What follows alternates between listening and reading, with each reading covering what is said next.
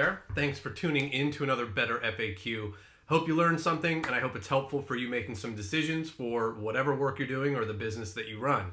Today we're going to talk about the difference between authorized and issued shares in a corporation.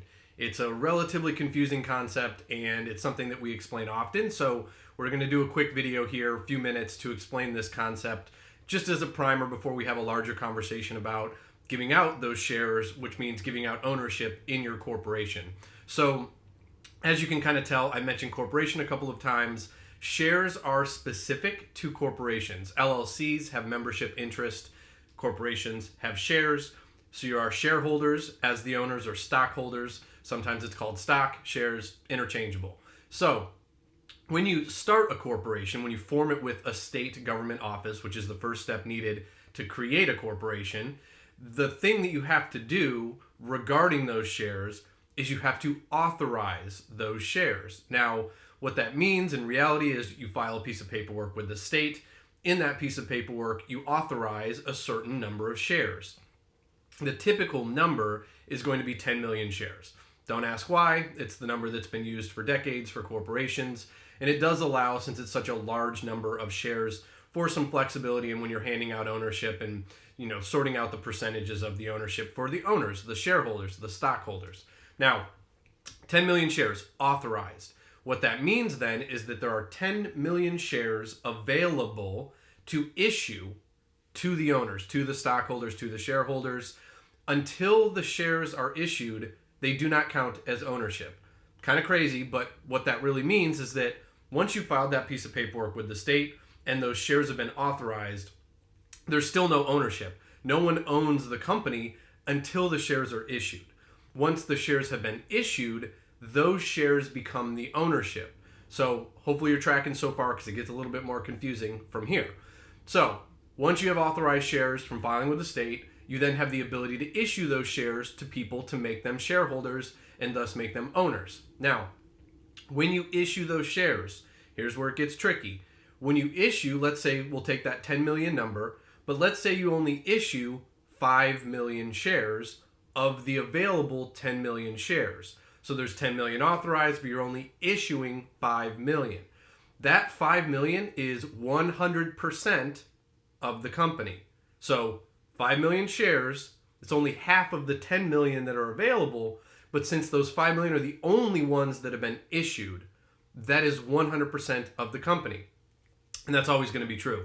So the issued shares, even if they're not the full amount of available and authorized shares, those issued shares will always equal 100% of the company, because only what is issued is ownership. So if you have those 5 million shares issued, that's 100% of the company, not diluted, right? So what ends up happening is, if those other 5 million shares ultimately are issued, whoever received the initial 5 million will get diluted. And so what that means is they won't have less shares. They'll still have 5 million shares. But if they have 5 million and the other 5 million is then issued in full, they will have 50% of the company, right? 5 million is half of 10 million. So what ends up happening is the more of the available shares that are issued, the more that whoever has already been issued is diluted. And so you can see a scenario where, let's say it's the 5 million and you only issue another 1 million. I don't know the math on that. It's probably like 90% instead of 100% that 5 million person has. And then as more shares are issued, they would go ultimately down to 50%, because it's 50% of the available 10 million shares. And so there's a couple of other details here that will help this make sense. If you have more than 10 million shares, that 5 million won't be 50%, right? If you have 20 million available and authorized shares, the 5 million will only be 25%. Ultimately, when it's fully issued, all 20 million shares, 5 million is 25%.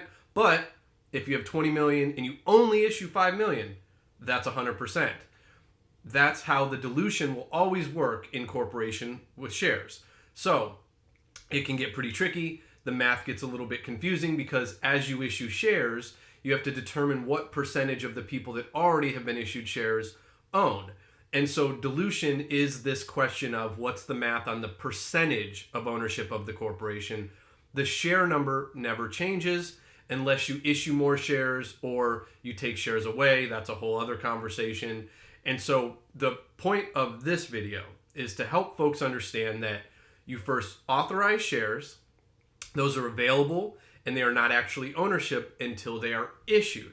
Once they are issued, they actually become ownership.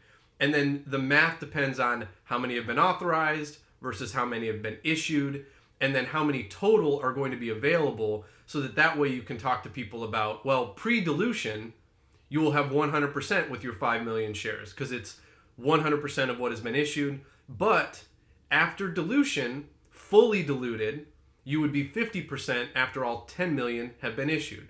So when you hear pre-dilution, post-dilution, fully diluted, these are the numbers that folks are talking about. And it's important because your percentage of ownership also contributes to your tax liabilities and things of that nature.